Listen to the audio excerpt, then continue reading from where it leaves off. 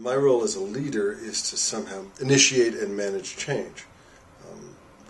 And it's much easier said than done, especially when you're dealing with, as many of us, very diverse nonprofit organizations. In my particular case, the Levine School has a staff of about 36 people and a faculty of 150 people. And the faculty is about 25 full-timers and 125 part-timers. And getting them all on board as you're changing the way you do business takes a remarkably long and dedicated effort. With staff, it's a little bit easier, but you're still dealing with various levels of sophistication, various levels of understanding. Sometimes you're dealing with tenure. And as I came in as a change agent, and you have to, over the period of time, find out where people sit on the fence. And I've found, and I think this is probably going to be true for the folks you interview, that you'll have three types of people in an organization.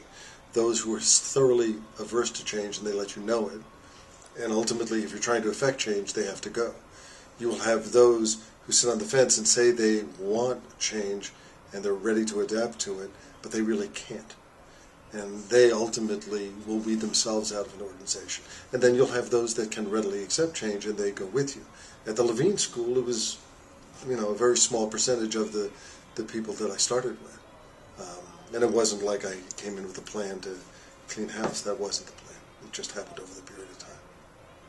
I have worked, my background has spanned the commercial sector, fairly large corporations, to fairly large nonprofits, and to medium-sized nonprofits. The Levine School is about a $7.5 million operation.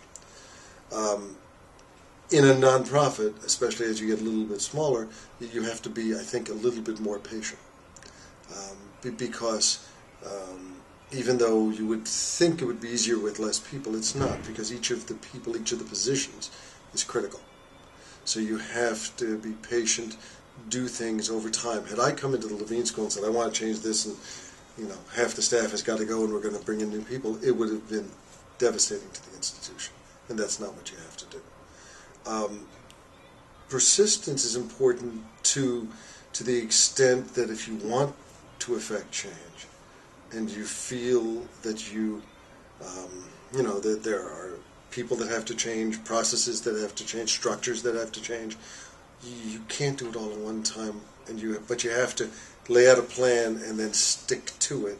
And you got to get your board of trustees involved, and everybody has to have a piece of the puzzle, and they have to support it. So yeah, it takes time. When I tried to affect change when I was a young manager, I was worthless. I would just foist my feelings upon everybody without really being empathetic and understanding how the organization and how the individuals function. And you really have to be a little bit wiser, and that comes with maturity and experience. And I think, therefore, having the experience that I have had, over the course of time, it's easier to affect change because you know what you have to do. And you're a little bit more sensitive to the people and the situation and your customers and how you go about your business.